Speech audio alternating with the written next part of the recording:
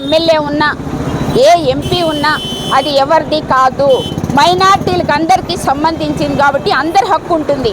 అన్ని మసీదుల్లో మీరు memorandum pass చేసి అన్ని మసీదుల ఒపీనియన్స్ తీసుకోండి. ఫస్ట్ అన్ని మసీదులు తీసుకోకుండా మీరు ఒక పెద్ద మసీదులో వచ్చేసి ఆడ చెప్పేసి, అంటే పేపర్ రూపంలో కాదు, ఓరల్గా చెప్పేసి ఆ గమ్ము నుండిపోండి మేము ఆడ ఇచ్చేస్తున్నాము పెద్దవాళ్ళు ఒప్పుకుంటారంటే అది కుదరదు.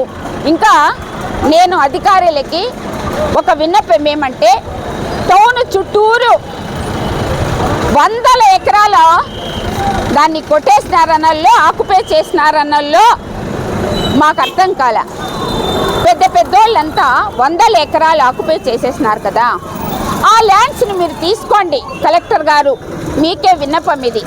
మీరు ఆ ల్యాండ్స్ని అంతా కూడా కబ్జా ల్యాండ్స్ ఉన్నాయి, ఆ ల్యాండ్స్ 100 ఎకరాలు ఉన్నాయి. ఆ 100 ఎకరాలు మీరు తీసుకొని ఆఫీసులు పెట్టండి, ఇంకా ఏమన్నా కట్టేడుగైతే కట్టండి, అవన్నీ పెట్టండి. మా ఊరు డెవలప్ అవుతుందంటే మాకు సంతోషమే. కానీ బీటీ కళాశాల తీసేస్తున్నారు. బీటీ కళాశాల పోయి అన్ని రూమ్స్ హ్యాండర్ చేసుకొని, బీటీ కళాశాల అంటే అది ఒక విద్యా సంస్థ, విద్యార్థులు చదువుకునే విద్యా సంస్థను తీసేసుకున్నారు. బదనపల్లిలో మాట్లాడే వాళ్ళు లేరు. ఒక విద్యా సంస్థ ఈ రోజున చేజారిపోయింది. రేపు వక్ ల్యాండ్ మీరు పెద్ద ఏదంటే శానిటోరియం, హాస్పిటల్ అలాగే తీసేసినారు. హాస్పిటల్స్, విద్యా సంస్థలు తీసేయడం ఏందండి? మనకు చేతంగా డెవలప్ చేయాలా, లేకపోతే 1-2 కట్టించాలా, కానీ ఇవన్నీ కరెక్ట్ కాదు. కాబట్టి మీరు ఏదైనా డెవలప్ చేస్తే మేము స్వాగతిస్తాం.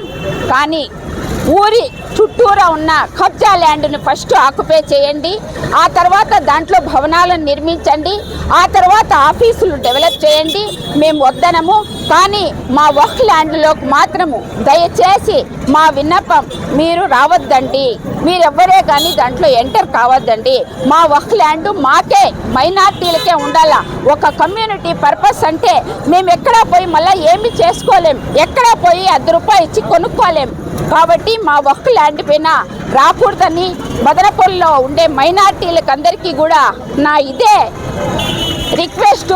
మీరందరూ కూడా వక్ ల్యాండ్ని కాపాడుకోండి. రేపొద్దునే మీకు కూడా ఫ్యూచర్లో మనకు, మన పిల్లలకు, అందరికీ కూడా భావితరాలకు అది పనికొస్తుంది. మనం కొని ఇవ్వలేము. ఎవరో ఇచ్చిన భూములని కాపాడుకోలేకపోతే మనము ఈ మైనార్టీలో పుట్టి కూడా వేస్ట్ అనేసి తెలియజేసుకుంటున్నాం.